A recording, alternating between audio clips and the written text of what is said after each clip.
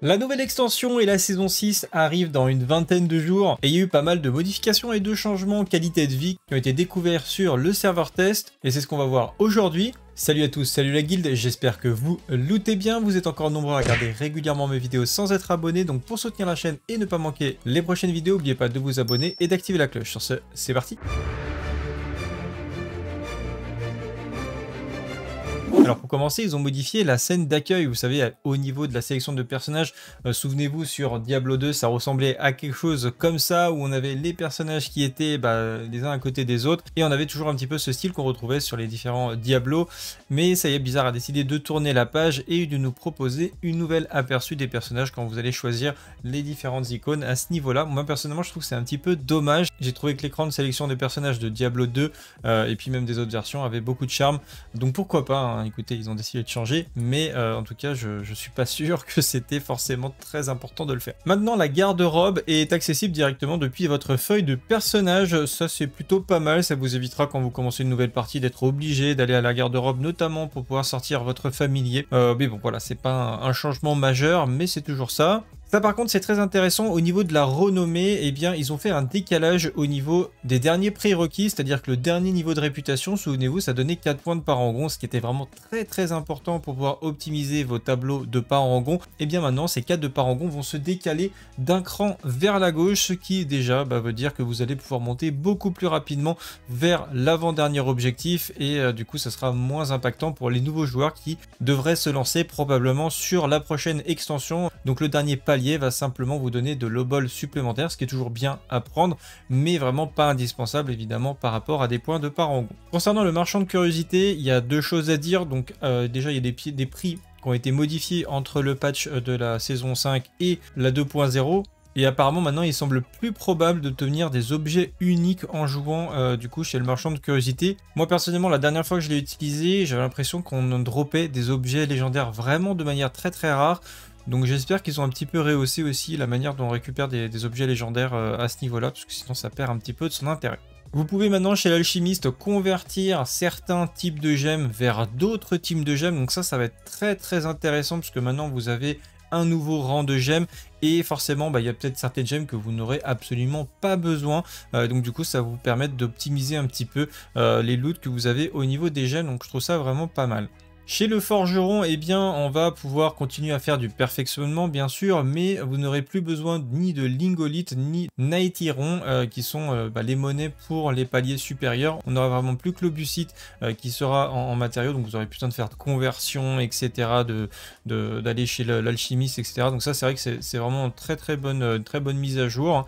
Et vous avez le tableau avec les nouveaux prix également au niveau des améliorations jusqu'au rang 12 qui sont dans mon article. Comme je l'avais dit dans une dernière vidéo, maintenant eh bien, vous allez pouvoir fabriquer vos objets mythiques directement chez le forgeron et ne plus chez l'alchimiste. Donc encore une fois, c'était plutôt logique de faire comme ça, donc c'est très bien. A noter que les objets mythiques que vous allez fabriquer maintenant vont toujours avoir au minimum un greater affix qui vont apparaître sur une des stats aléatoires, donc ce qui rend très intéressant le crafting, même s'il me semble que les objets mythiques qui vont tomber de toute façon sur les boss auront également un greater affix. Deux montures qui sont achetables avec des gold directement dans le vendeur de l'étable. C'est vrai qu'on l'utilisait pas trop, le vendeur de l'étable, sauf ceux qui aimaient bien changer de monture. Mais moi qui achète pas trop de montures ou de passes premium, je suis assez curieux de voir qu'ils ont mis des nouvelles montures achetables en gold. Donc plutôt sympa comme nouvelle de pouvoir profiter des nouvelles montures de la nouvelle zone sans forcément sortir le portefeuille en plus. Et elles sont vraiment plutôt jolies je trouve. Les icônes de quête prioritaire sont passées du couleur blanc à violet, ce qui les rend vraiment beaucoup plus jolies et visibles également sur la carte. L'arbre des murmures va aussi avoir des nouvelles récompenses avec potentiellement une grande cache de gemmes ou une grande cache de gold, donc qui vous donnera d'énormes boosts sur ces deux types d'objets. Pas mal de changements sur les boss d'invocation ou les boss tourmentés qui ont été les boss réguliers. Vous savez, il y avait deux niveaux de boss qu'on appelait les uber boss et les boss d'invocation normaux. Et bien en fait les boss normaux ont tout simplement été retirés du jeu. Il ne restera plus que les uber boss en l'occurrence. Vous n'aurez plus besoin également de Stygian Stone et ça sera toujours les mêmes matériaux qu'on connaît, donc qui seront nécessaires pour les invocations des versions du coup Uber. Les loots des boss Uber ont également reçu des modifications, donc quand vous allez être en tourment 1, eh bien ça va dropper entre 1 et 2 uniques, 1 ou 2 matériaux d'invocation, 0 à 1 rune, 1200 fragments de gène, des matériaux d'artisanat et de l'or. Et pour le tourment 4, 5 uniques. Alors là, ça commence à faire 2-3 matériaux d'invocation, 0,3 runes et 2000 fragments de gemmes. Donc vraiment le tourment 4, quand vous allez vouloir farmer certains objets uniques et probablement des mythiques, parce que d'après la description du tourment 4, c'est là où il y a vraiment le plus de drops d'objets mythiques. On voit qu'il y a une grosse accélération de la vitesse à laquelle vous allez pouvoir farmer des objets en tourment 4, quasiment multiplié par 4 par rapport au tourment 1. Donc vous allez être récompensé en allant dans les difficultés supérieures, même si la qualité des objets est a priori la même, mais vraiment vous allez avoir beaucoup plus de quantité de loot quand vous allez dans les difficultés avancées. Les boss tourmentés peuvent également désormais apparaître comme des murmures, donc 5 ferveurs sombres, donc ça c'est plutôt cool également, ça vous permettra de faire des murmures tout en faisant vos uber boss. Les coffres torturés d'acier vivant ont également été supprimés. Et en fait, vous allez pouvoir en retrouver dans les coffres mystères, hein, tout simplement de la Helltide. Ça aussi, on l'avait vu sur le PTR, le camp d'entraînement a été modifié. Donc, vous allez à Kyovashad et vous avez tout simplement un mannequin d'entraînement et vous avez beaucoup plus de fonctionnalités qui ont été ajoutées. Vous allez pouvoir invoquer des boss, choisir un peu la difficulté si c'est un edit, s'il peut vous faire des dégâts aussi pour tester vos résistances. Donc, plutôt sympa. La poussière rouge de la zone PVP n'est plus affichée à côté des obols, mais dans votre fenêtre statistique et matériaux. Voilà, si vous le cherchez, ça sera à ce niveau-là.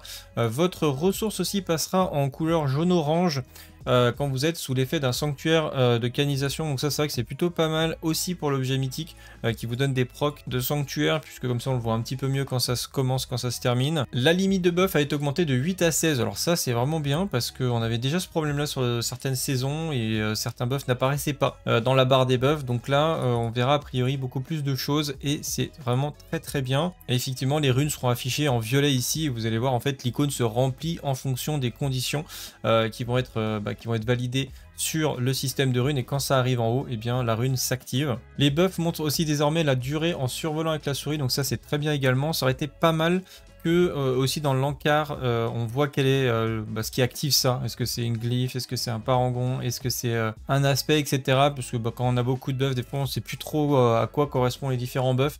Donc ça aurait pu être sympa de nous montrer qu'est-ce qui fait, d'où vient ce buff en fait, tout simplement. Mais c'est déjà une bonne amélioration. Les coffres silencieux apparaissent également sur la mini-carte que vous êtes lorsque vous êtes à proximité. Alors il faut savoir qu'ils ont pas mal boosté les loots des silence chests, donc les coffres silencieux qui s'ouvrent avec des clés des murmures dont le prix a été réduit. C'est passé de 20 obols à 10 obols.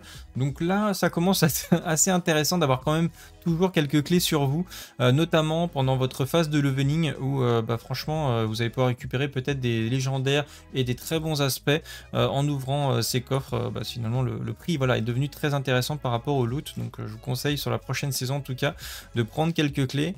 12 nouvelles icônes apparemment ont été ajoutées pour personnaliser un petit peu vos coffres, donc pourquoi pas.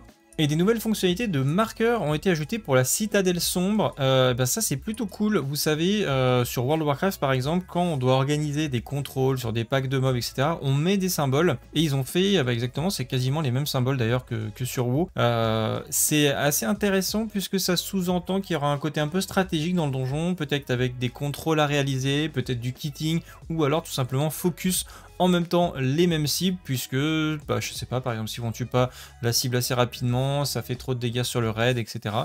Donc en tout cas ça peut donner une idée qu'il y a une certaine stratégie, une coordination à avoir dans le nouveau raid, et ça pique un peu ma curiosité. Malheureusement toujours pas de nouvelles ni d'un hôtel des ventes ni d'un système d'armurerie. J'espère franchement que ça devrait arriver et que ça va commencer un petit peu à pointer le bout de son nez pour vraiment fluidifier l'expérience, notamment pour tester plusieurs spécialisations. Mais bon, ils ont dit que ça arriverait, donc il faut juste un peu être patient. Un grand merci aux sponsors Oli, ça fait un an qu'ils sont le sponsor de la chaîne, que je teste leurs produits. Ça a littéralement remplacé le café chez moi. Si vous cherchez une boisson énergisante, sans sucre, avec des vitamines, vraiment je vous conseille Oli, ils ont de très bons produits. Vous avez mon lien avec une bonne réduction directement dans la description de cette vidéo. Et si vous avez d'autres questions que vous voulez vous lancer sur Diablo 4, eh bien n'hésitez pas de nous rejoindre sur le Discord. Ça y est, on a dépassé les 10 000 membres sur notre communauté.